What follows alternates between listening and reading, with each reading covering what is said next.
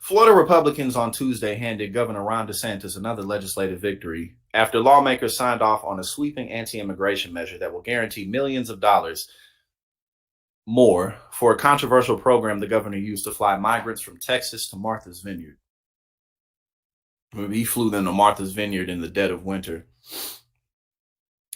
DeSantis, who is expected to announce a run for president in the coming weeks, has repeatedly faulted President Joe Biden's immigration policies and regularly criticizes the administration's handling of the surge of migrants crossing into the U.S. at the southern border. The governor and his Republican allies contended that the newly approved bill will send a message to the Biden administration, while Democrats countered the legislation was overly cruel and intimidating to migrants.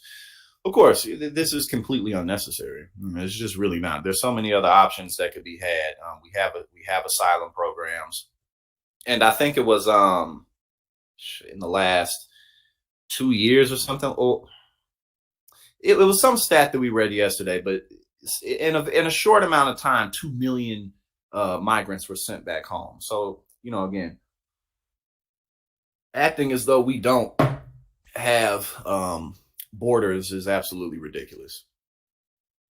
House lawmakers approved the measure after debating for 90 minutes, culminating with bill sponsor Rep. Kean Michael, a Jacksonville Republican who was elected last year, recounting how some who had entered the country illegally had killed her 21-year-old son in a car accident while he was driving to the bank to cash his paycheck.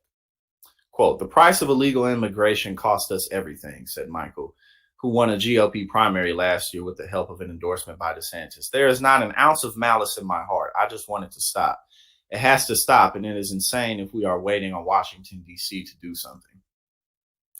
The car accident could have happened with a citizen too, so I think that's not a very good connection to make in terms of why we need less immigrants in the country. You know what I'm saying? Because that could have happened with literally anybody. But Rep. Susan Valdez, a Tampa Democrat whose parents immigrated from Cuba, contended the bill demonizing marginalized people. Immigrants are people just like us, except they did not have the fortune to be in the United States. Yeah, and again, this is just a running, or basically just a running gag and trend that Republican governors are doing. Greg Abbott just got into a spat with Lori Lightfoot, and we covered that the other day.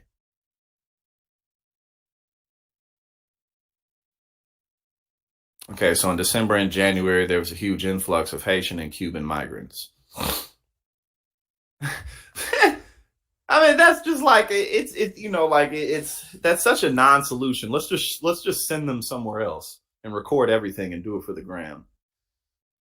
But yeah, no, this is DeSantis is continuing to push policies that are just making him more and more unpopular with like independent swing voters, more normal people, especially with stuff like the 6-week abortion ban and shit like that, and obviously the stuff that he's doing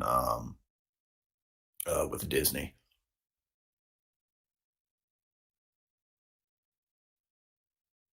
The legislation lawmakers passed Tuesday will require medium-sized and large employers to use the federal E-Verify system to check the status of new employees and mandates hospitals to ask patients about their legal status. Damn, that's pretty intrusive shit. you a patient in a hospital that does, you supposed to be here? Let me go ahead and run them papers real quick.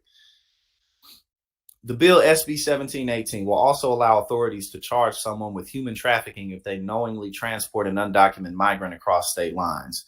That's what y'all doing. If you're going to bus in airplane migrants to other states and other cities, and like as a political demonstration, y'all fucking busing undocumented immigrants illegally too. All right, let's see. Yeah, I mean, this is just exactly, Fritz. So this really is just it's fucking stupid. It's like, what's the worst decision we can make? Yeah, let's go with that.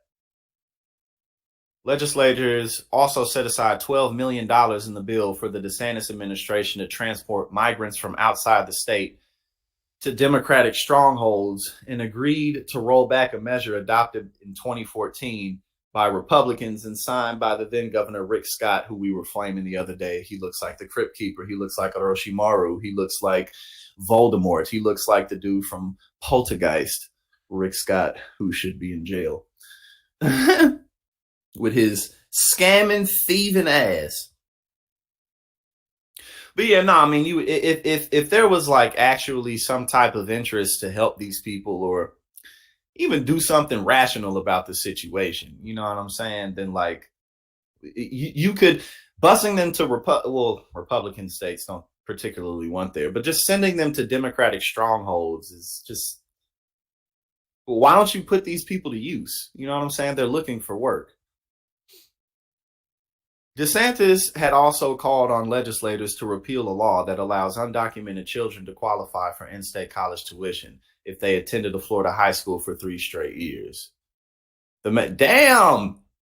Yo, and that's what the craziest thing about this is Florida is such a multicultural, diverse place that's also strangely, incredibly, well, not strangely, but incredibly Republican because Cubans be thinking they white. Cubans be thinking they white so hard. Like y'all ain't white, but go ahead. Yeah, they're passing all these measures in a state that has so many Latinos, so many Haitians, so many Jamaicans. You know what I mean?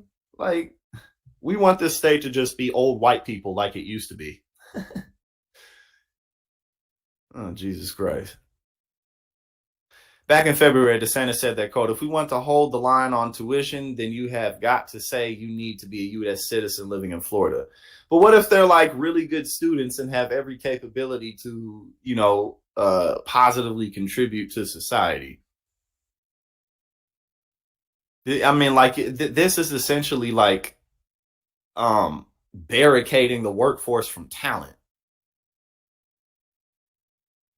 Also, that old ass Republicans in like Idaho can clap for him online and on Fox News and shit like that.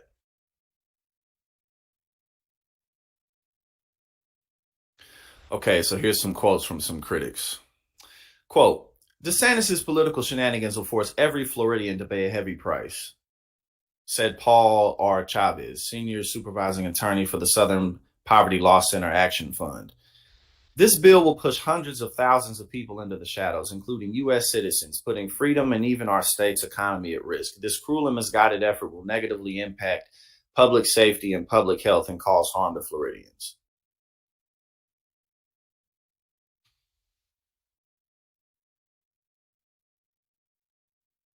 I'm just skimming through it real quick. Okay, well, again, this ploy unfortunately has negative impacts, not just on human lives, but also on the state of Florida itself. Again,